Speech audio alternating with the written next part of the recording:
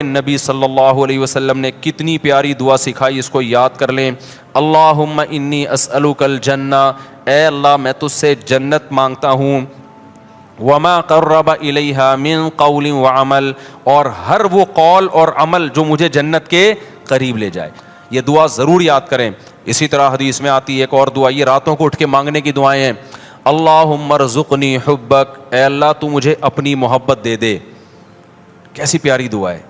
اے اللہ ہمیں ہماری ازواج اور اولاد کی طرف سے آنکھوں کی ٹھنڈک عطا فرما۔ ہمارے علماء کا معمول تھا، جب بھی کوئی عورت اپنے شوہر سے پریشان ہے، شوہر اپنی بیگم سے پریشان ہے، ماں باپ بچوں سے پریشان ہے، تو یہ دعا پڑھنے کا ان کو حکم دیتے تھے۔ یہ سورہ فرقان کی سیکنڈ لاسٹ آیت ہے، یہ یاد کر لیں۔ سمجھ رہے ہیں نا؟ سیکنڈ لاسٹ سے پہلے والی آیت ہے۔ ربنا هب لنا من ازواجنا وذرياتنا قرۃ اعین واجعلنا للمتقین اماما، اے اللہ ہمیں ایسے لوگوں کا سربراہ بنا جو نیک ہوں، یعنی ہماری ماتحتوں کو کیا بنا دے، بیوی بچوں کو نیک۔ تو میرے بھائی اللہ تعالیٰ فرماتے ہیں ہمارے نیک بندے راتوں کو اٹھ کے اللہ کے سامنے کھڑے ہوتے ہیں اور کہتے ہیں ربنا اصرف عنا عذاب جہنم، اے اللہ اس آگ کا جس کا تو نے اپنی کتاب میں تذکرہ کیا ہے، اس آگ کو ہم سے دور کر دے۔ ایسے ان گناہوں سے ہمیں بچا لے جن کی وجہ سے ہم جہنم میں جاتے ہیں، اور اے اللہ ہمیں اس جنت کا وارث بنا دے۔ یدعون ربہم خوفا وطمعا، خوف سے اور جنت کی لالچ میں اللہ کو پکارتے ہیں۔ تو آج سے اپنا سب سے بڑا ہدف یہ بناؤ کہ ہمیں موت کے بعد جنت چاہیے اور جہنم سے دوری چاہیے۔ سب سے زیادہ اپنی دعاؤں میں اس کو مانگا کرو، اور جنت والے اعمال بھی۔ یہ نہیں مانگا کرو کہ اللہ برائی نہ چھوٹے جنت میں چلا جاؤں، یہ علماء کہتے ہیں ایک قسم کا کفر ہے یہ۔ اللہم انی اسألک الجنہ وما قرب الیہا من قول وعمل، نبی نے دعا سکھائی، اے اللہ میں تجھ سے جنت طلب کرتا ہوں اور ہر وہ بات اور وہ عمل جو مجھے جنت کے قریب کر دے، اس عمل کی بھی توفیق دے اور اس بات کی بھی توفیق دے۔ بعض دفعہ عمل انسان کو جنت کے قریب لے کے جاتا ہے، لیکن اس کی زبان سے نکلی ہوئی باتیں اس کو جنت سے دور کر رہی ہوتی ہیں۔ بعض دفعہ زبان سے نکلی ہوئی باتیں اس کو جنت کے قریب لے کے جاتی ہیں، لیکن اس کا عمل اس کو جنت سے دور کر رہا ہوتا ہے۔ ہمارے نبی صلی اللہ علیہ وسلم نے کتنی پیاری دعا سکھائی، اس کو یاد کر لیں۔ اللہم انی اسألک الجنہ، اے اللہ میں تجھ سے جنت مانگتا ہوں، وما قرب الیہا من قول وعمل، اور ہر وہ قول اور عمل جو مجھے جنت کے قریب لے جائے۔ ماں باپ کی فرما برداری جنت کے قریب کرتی ہے، ماں باپ کی نافرمانی جنت سے دور کرتی ہے۔ اور اللہم انی اعوذ بک من النار، اے اللہ میں تیری پناہ میں آتا ہوں جہنم کی آگ سے۔ وما قرب الیہا من قول وعمل، مجھے ہر اس عمل سے بچا جو مجھے جہنم کے قریب کر دے، اور ہر اس بات سے بچا جو مجھے جہنم کے قریب کر دے۔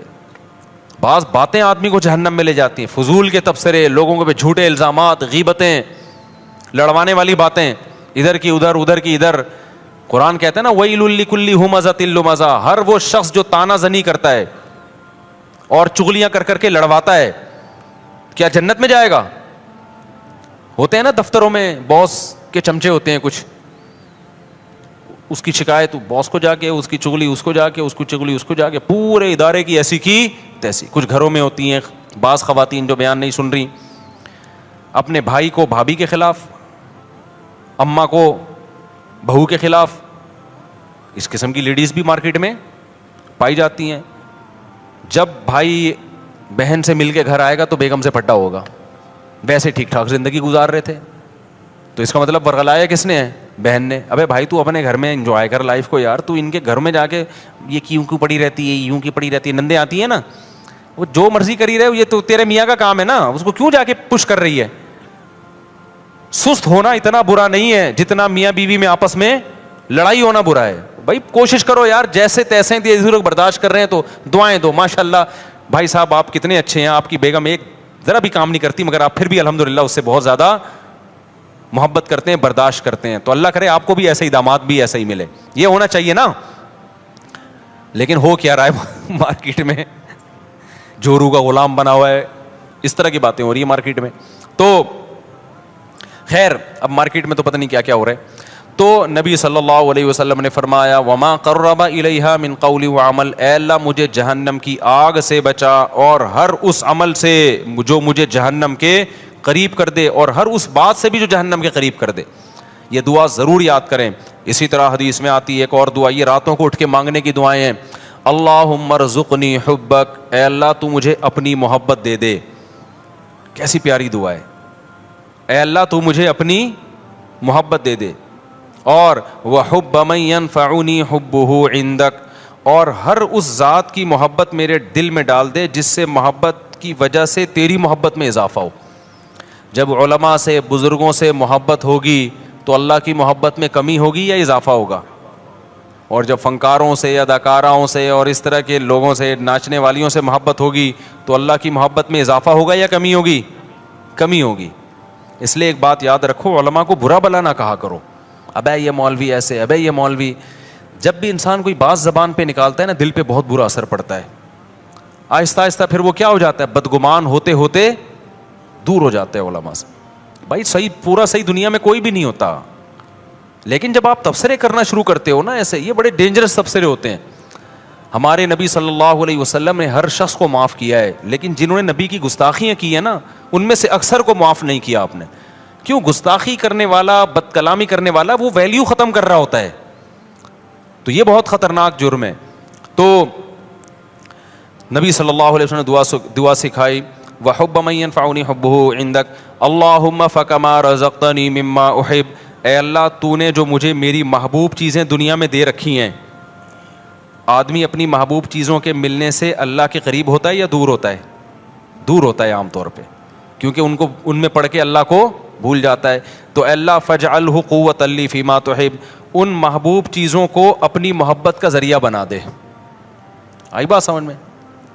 بعض دفعہ محبوب چیز ملنے سے وہ محبوب چیز آپ کے ساتھ اللہ کی محبت میں تعاون کا ذریعہ، جیسے پیسہ نہیں تھا، پیسہ محبوب ہے، مل گیا تو عام طور پہ پیسہ مل کے اللہ سے دور، لیکن اے اللہ مجھے ملے تو میں تیرے سے دور ہونے کے بجائے کیا ہو جاؤں؟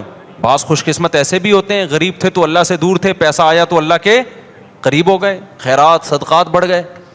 تو مجھے میری محبوب چیزیں جو ملی ہوئی ہیں، اے اللہ وہ ان اعمال میں ترقی کا ذریعہ بنا دے جو تجھے محبوب ہیں، جو عمل.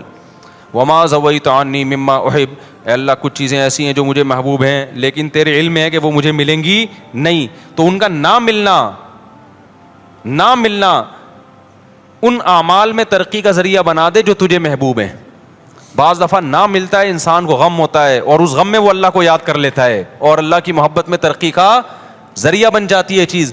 خلاصہ یہ نکلا، اپنی محبت چاہیے اور جیسے تیسے ہو تیری محبت ہی چاہیے، بس اور کچھ نہیں چاہیے ہمیں. نہیں یاری بات میرا خیال ہے سمجھ میں. تو یہ دعائیں مانگا کرو میرے بھائی رات کو اٹھ کے. تو اللہ فرماتے ہیں والذین یقولون ربنا اصرف عنا عذاب جہنم ان عذابها کان غراما انها ساءت مستقرا ومقاما. راتوں کو اٹھ کے اللہ سے دعائیں مانگتے ہیں. والذین اذا انفقوا، یہ وہ لوگ ہیں جب خرچ کرتے ہیں، لم یسرفوا، نہ اپنی آمدن سے زیادہ خرچ کرتے ہیں کہ دوسروں سے کل بھیک مانگے، ولم یقتروا، اور نہ کنجوسی کرتے ہیں کہ خرچی نہ کریں، صدقات و خیرات بھی کرتے ہیں لیکن اپنی چادر دیکھ کے. وکان بین ذالک قواما، مسلمان نہ کنجوس ہوتا ہے اور نہ اسراف کرنے والا ہوتا ہے، سخی ہوتا ہے لیکن اتنا سخی نہیں کہ کل لوگوں سے بھیک مانگے، یہ ناجائز ہے. وکان بین ذالک قواما والذین لا يدعون مع اللہ الہا آخر، یہ وہ لوگ ہیں جو اپنی دعاؤں میں اللہ کے سوا کبھی کسی کو نہیں پکارتے، ساری زندگی صرف یا اللہ مدد، ایاک نعبد، صرف تیری عبادت. شیخ سدیس مجھے یاد ہے 99 کی بات ہے، 97-98 میں حرم میں جو ان کی ختم قرآن کی دعا ہوئی تھی نا، بڑی پیاری دعا ہوئی تھی، بہت اب بھی بہت اچھی ہوتی ہے، وہ تو بڑی ہی خاندانی تھی. اس میں ان کے الفاظ مجھے یاد ہیں، بڑے پیارے لگے وہ. لیس فی الوجود رب سواک فیرضا، اے اللہ اس کائنات میں کوئی ایسا رب نہیں ہے تیرے علاوہ جس کو ہم راضی کرنے کی کوشش کریں، جس کی رضا ہمارے لیے بہت زیادہ ضروری ہو. بہت سے لوگوں کو راضی کرنا بہت ضروری ہے، اتنا نہیں جتنا تجھے راضی کرنا ضروری، تیرے علاوہ کوئی ایسا رب ہی نہیں ہے. لیس فی الوجود رب سواک فیخشا، تیرے سوا کوئی ایسا معبود نہیں ہے، رب نہیں ہے جس سے ڈرا جائے.